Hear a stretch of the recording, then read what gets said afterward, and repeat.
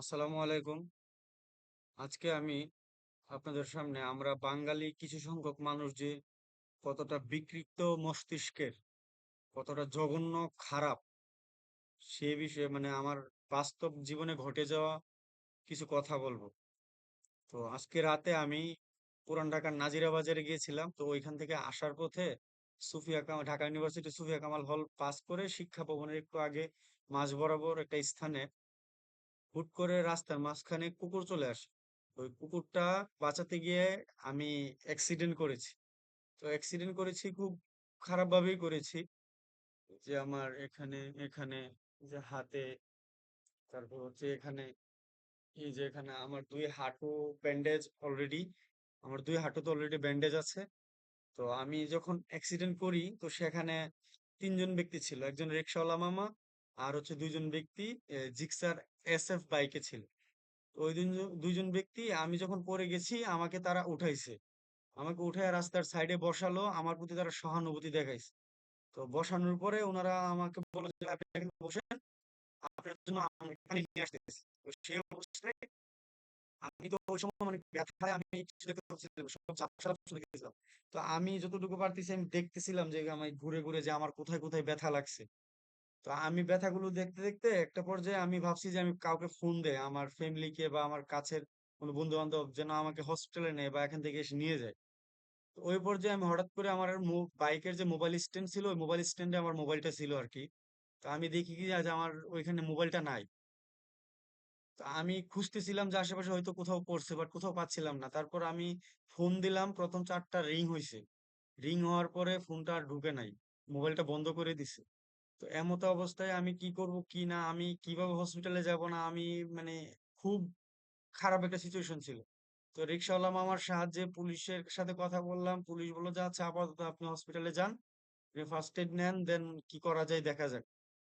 তো সেই অবস্থায় আমি হসপিটালে গেলাম, ওইখান থেকে আমি ফার্স্ট এড নিলাম। কিন্তু কথা এটা না ভাই, কথা হচ্ছে যে একটা মানুষ আমাকে সহানুভূতি দেখাইছে, আমি তাকে বিশ্বাস করে আমি রাস্তায় বসা ছিলাম, কিন্তু সে আমার সহানুভূতি দেখা অবস্থায় সে যে আমার ফোনটাকে নিয়ে নিল চুরি করে, আমার জন্য পানি আনবে বলে সে ফোন নিয়ে চলে গেছে।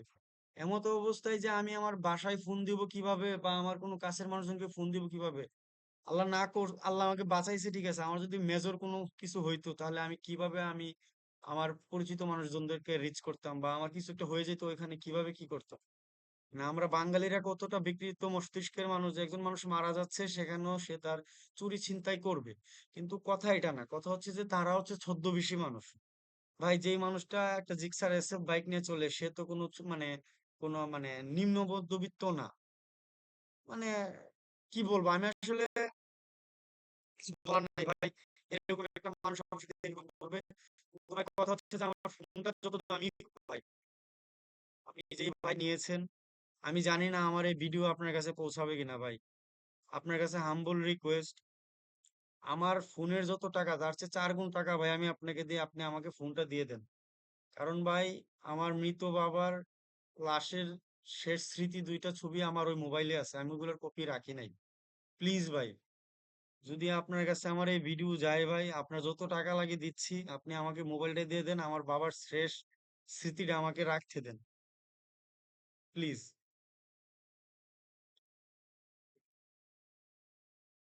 যাই হোক, আমি আসলে কি বলবো বুঝতেছি না, আমি থানায় জিডি করব।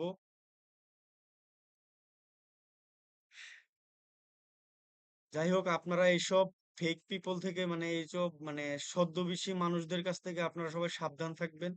আর আমার জন্য দোয়া করবেন, আর অবশ্যই বাইক চালানোর সময় হেলমেট ব্যবহার করবেন। আজকে হেলমেটটা থাকলে হয়তো বা আমার এই ব্যথাগুলো লাগতো না মুখে অন্তত। আমার কপাল ভালো যে আমার এই বরাবর লাগছে, আমার মুখে লাগছে। কপালটা যদি খারাপ হইতো হয়তো বা আমার মাথা ফাটতে পারতো বা আরো আমার বড় কিছু হইতে পারতো। মৃত্যুটা খুব কাছ থেকে দেখে আসছি ভাই। যারা বাইক রাইড করেন অবশ্যই সাবধানে বাইক রাইড করবেন। আর হচ্ছে, আমার নাম্বার ফোনটা আনলক ছিল, গুগল ম্যাপ দেখে রাস্তা বাইক চালাচ্ছিলাম তো। তো ফোনটা আনলক ছিল, আমার ওই ফোনের সমস্ত অ্যাক্সেস এখন তার কাছে আছে, আমার ফোনে কোনো ভিতরের লক নাই। কেউ আমার নাম্বার থেকে, হোয়াটসঅ্যাপ থেকে, ফেসবুক থেকে যে কোনো ভাবে কোনো কিছু লেনদেন করবেন না, কারণ ওইটার অ্যাক্সেস আমার এখন নাই।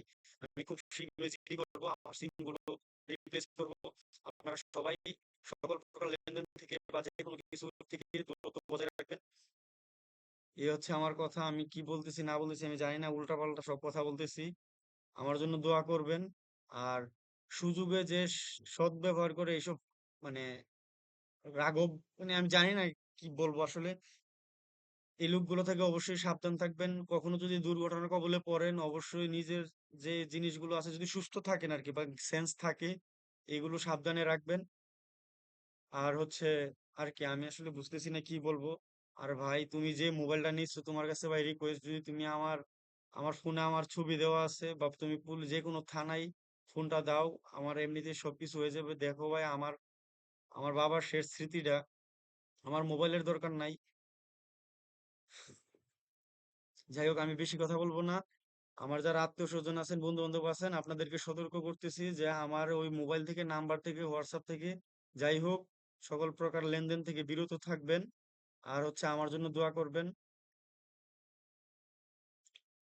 এই হচ্ছে বিষয়। আর সবসময় এই ধান্দাবাজ লোকগুলা থেকে সতর্ক থাকবেন।